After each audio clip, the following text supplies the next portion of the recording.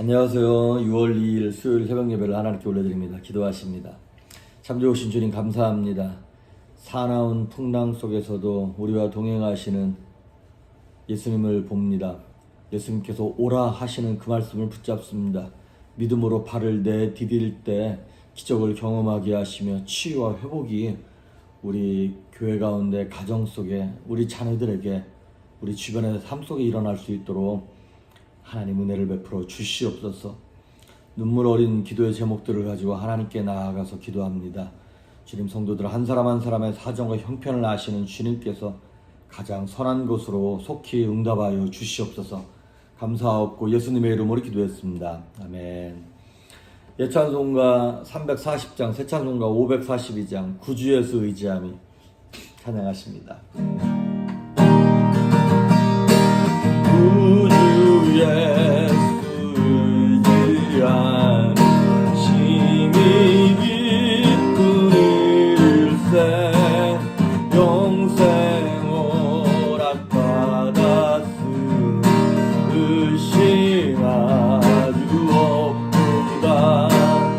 예수 믿는 것은 받은 증거 많도다. 예수 귀한 예수 믿음 더욱 주소서.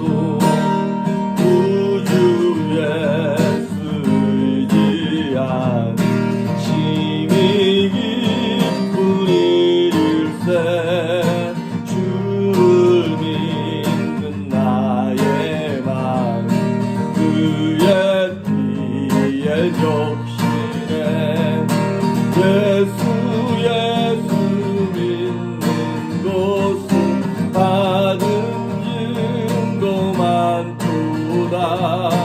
예수 귀한 예수 믿음 더욱 주소서.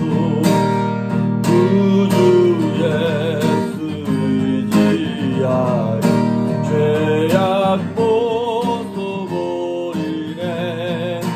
아리 받고 영생한 주께 모두 얻었네. 예수 믿는 것은 받은 증거 많도다. 예수 귀한 예수 믿음 더욱 주소서. 구주 예수 의지하여 구원함을 얻었네. 영원 무궁지라도 주여 함께 하소서. 예수 믿는 것은 받은 증거 많도다. 예수 귀한 예수 믿음 더욱 주소서. 아멘. 아멘. 오늘 우리에게 주시는 말씀은 사도행전 11장 19절에서 26절입니다. 사도행전 11장 19절에서 26절에 있는 말씀까지 봉독해 올립니다. 그때 스데반의 일로 일어난 환란으로 말미암아 흩어진 자들이 베니게와 구브로와 안디옥까지 이르러 유대인에게만 말씀을 전하는데, 그 중에 구브로와 구레네 몇 사람이 안디옥에 이르러 헬라인에게도 말하여 주 예수를 전파하니 주의 손이 그들과 함께 하심에 수많은 사람들이 믿고 주께 돌아오더라. 예루살렘 교회가 이 사람들의 소문을 듣고 바나바를 안디옥까지 보내니 그가 이르러 하나님의 은혜를 보고 기뻐하여 모든 사람에게 굳건한 마음으로 주와 함께 머물러 있으라 권하니, 바나바는 착한 사람이요 성령과 믿음이 충만한 사람이라. 이에 큰 무리가 주께 더하여 지더라.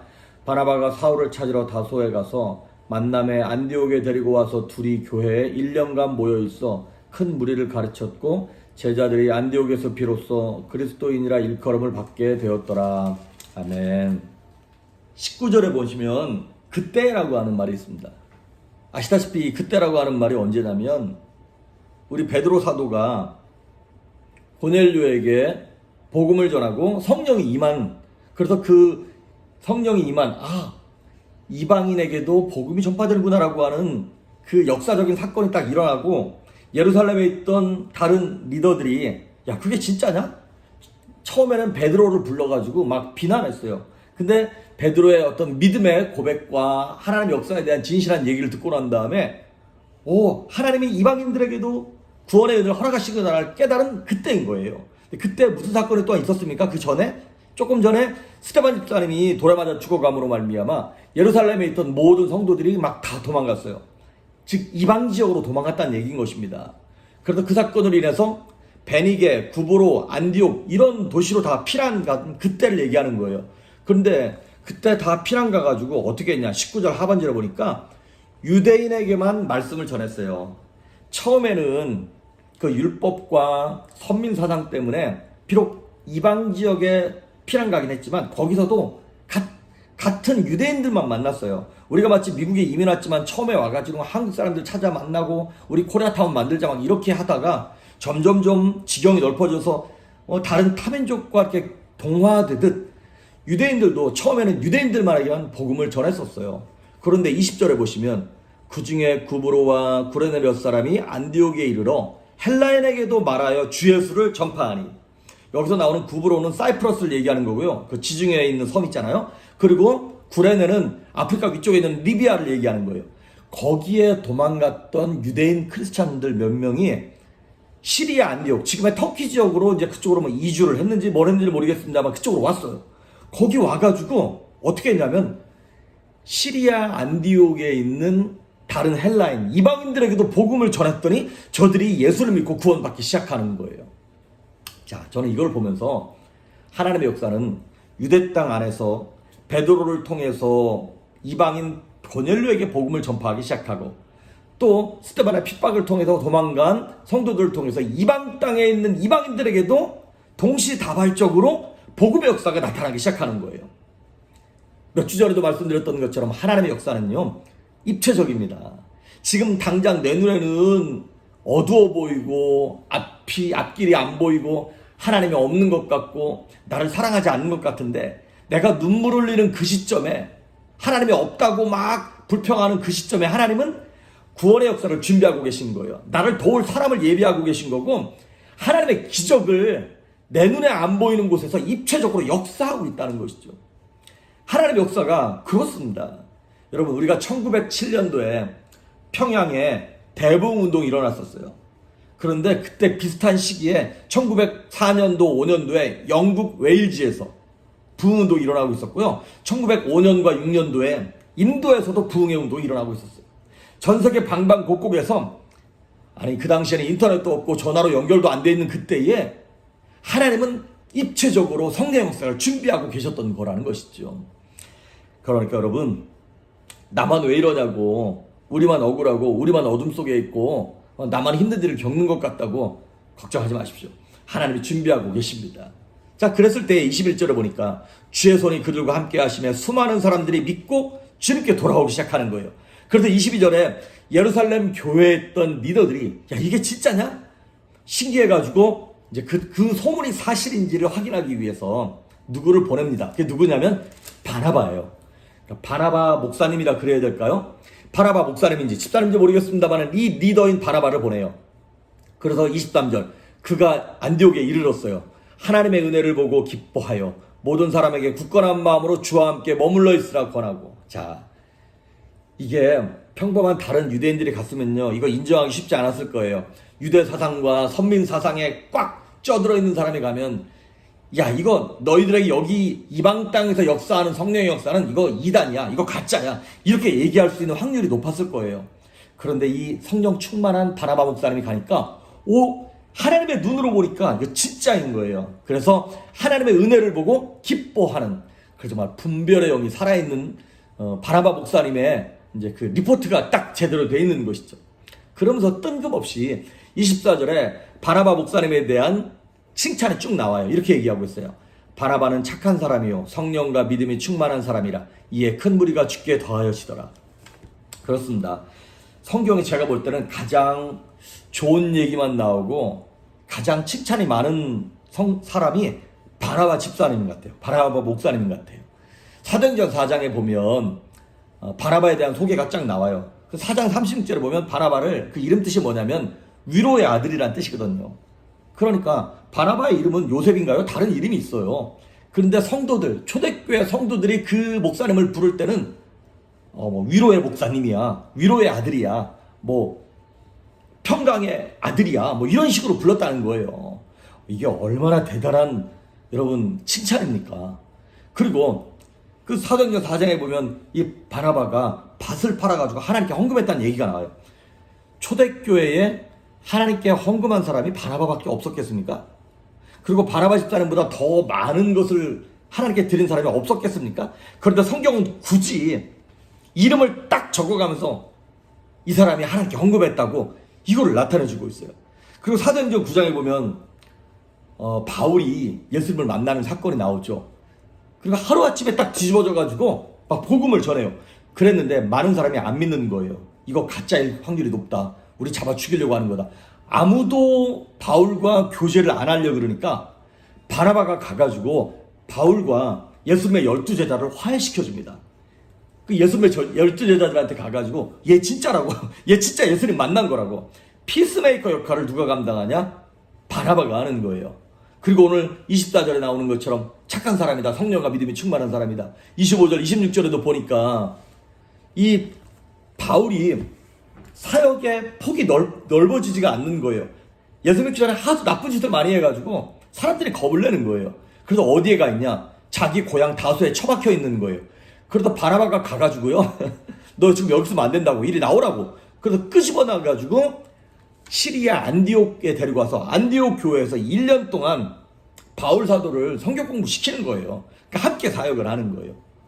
그리고 나중에 사도행전 12장 25절에 보면 예루살렘 교회가 어려울 때 예루살렘 교회를 후원하는 이제 서포트하는 헌금을 가지고 갈 때도 바나바가 가지고 가고요. 사도행전 13장에 보면 안디옥에서 바나바와 바울을 세워가지고 선교여행 처음으로 딱 보낼 때 파송할 때 바나바가 제일 먼저 그 일에 쓰임받게 되는 것입니다. 그렇습니다. 왜 이렇게 바나바 목사님에 대하여 장황하게 사도행전은 이걸 쫙 얘기하고 있나요? 왜냐하면 26절에 나오는 얘기 때문에 그렇습니다. 만남의 안디옥에 데리고 와서 둘이 교회에 1년간 모여있어 큰 무리를 가르쳤고 제자들이 안디옥에서 비로소 그리스도인이라 일컬음을 받게 되었더라. 이것 때문에 그렇습니다. 자, 우리가 흔히 기독교인, 크리스찬 이런 말을 합니다.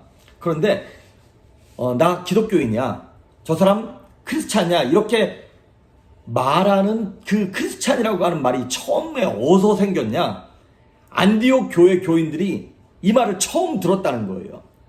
바나바 목사님이 목회하는 그 교회에서 저 기독교인들 이런 얘기를 처음 들었다는 거예요.